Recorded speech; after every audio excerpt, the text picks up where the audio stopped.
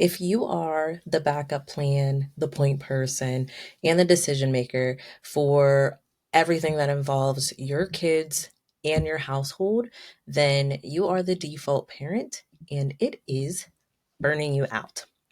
I'm going to read a definition of the default parent so that we can be on the same page about it and you can truly determine if you are indeed the default parent. The default parent is the one who primarily handles the day to day tasks and responsibilities of raising children and managing a household, often taking on the majority of the mental load and emotional labor. This person is typically the first person of contact for children's needs, appointments, and school related matters. They're often also the one who remembers all the small details and keeps the household running smoothly. The reason why this is an issue is because the default parent typically is the person who is always responsible and always available.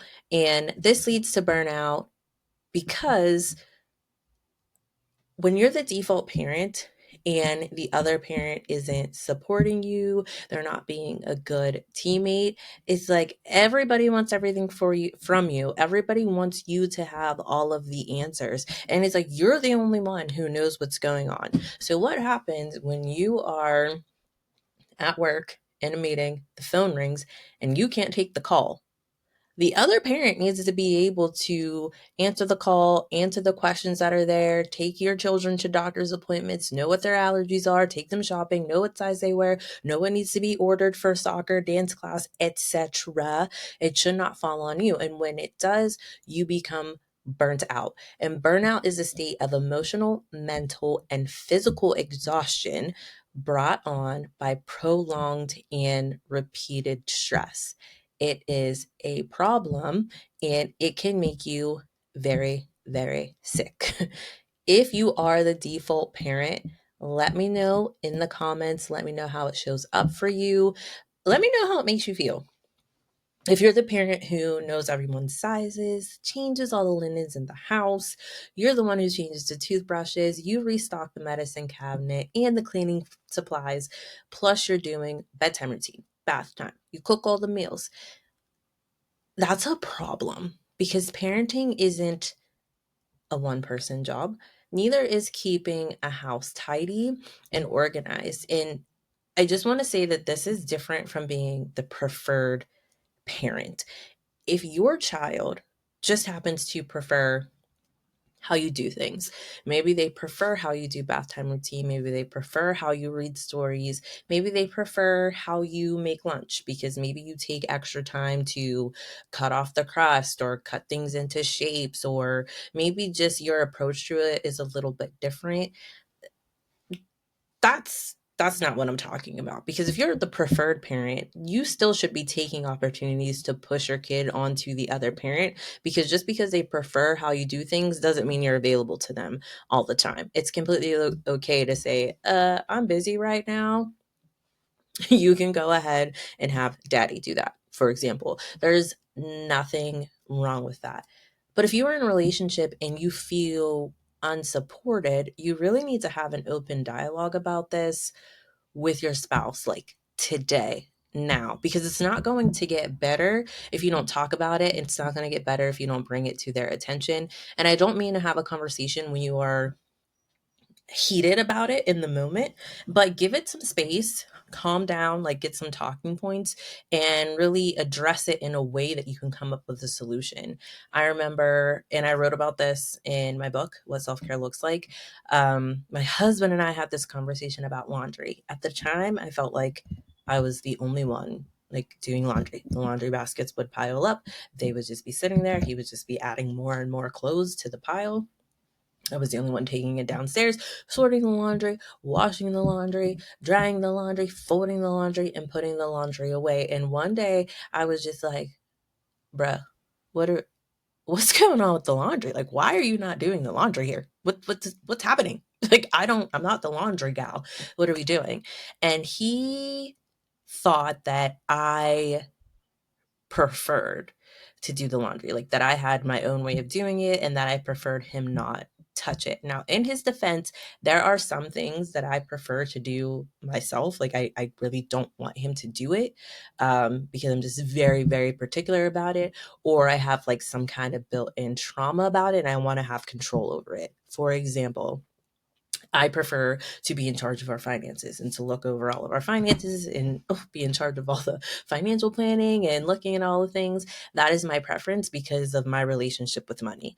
It was not like that with the laundry, but I was assuming he was just leaving it for me and dumping it on me. And he was assuming that I wanted to do it. So it was just different perceptions. So us communicating actually solved that. If you're spouse or partner doesn't fully understand just how much you do to keep the ship afloat, whether it's with the kids or with the household, you can do the mental load audit. It's the one that comes with the mental load reset.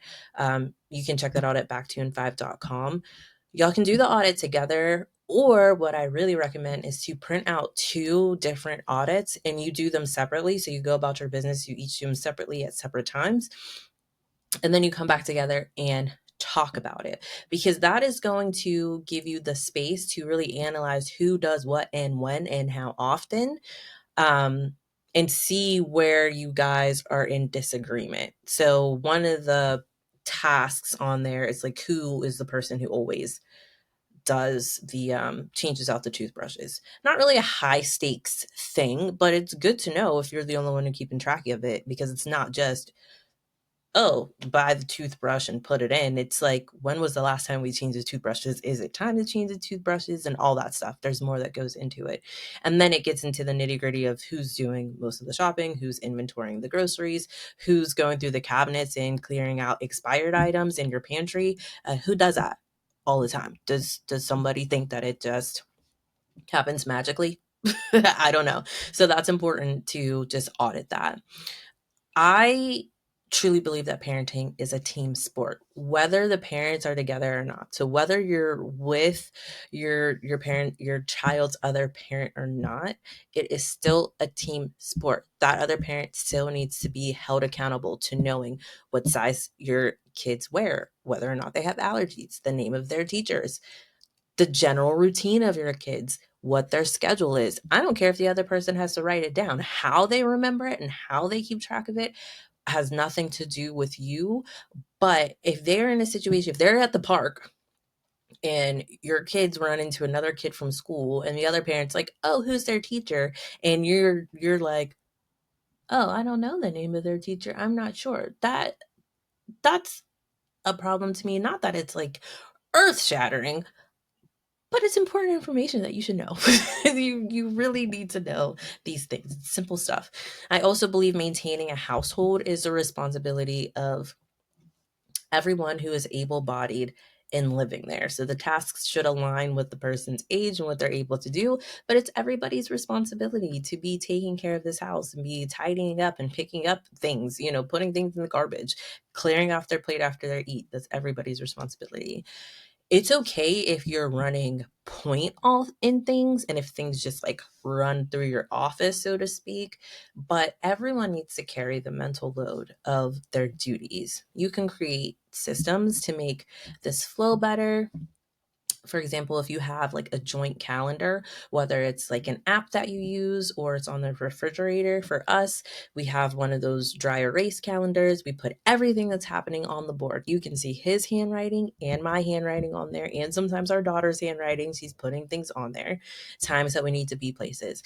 We also inventory our grocery items in real time. The person who eats the last anything, you write that on the list, on the grocery list, and then the next person who goes to the store, they take the list with them. We either take the picture of it, which because it's dry erase, that works best, and you buy all the things off the list. If it just didn't make it onto the list, we don't have it, we know to put it on there for next time. But nobody's waiting for mom to go to the store to do everything. Daddy goes to the store too.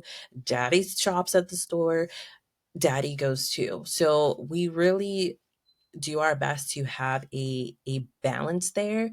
Would I say that I am the default parent? I think in essence, maybe, but not really. Because at school, they know, call my husband. The guy, I had to train them out of calling me, but my husband and I, our schedules are different. We work opposite schedules so that someone's always home during the day. He's home during the day, so the school now knows, do not call me.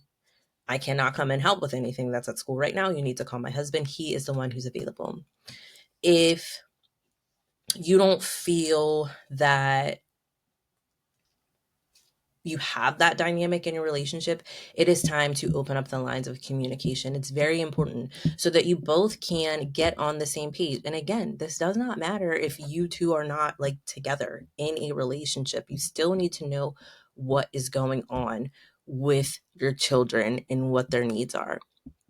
You being burnt out and fed up with being the default parent isn't good for anyone, and it's not going to help you to protect your well-being and happiness.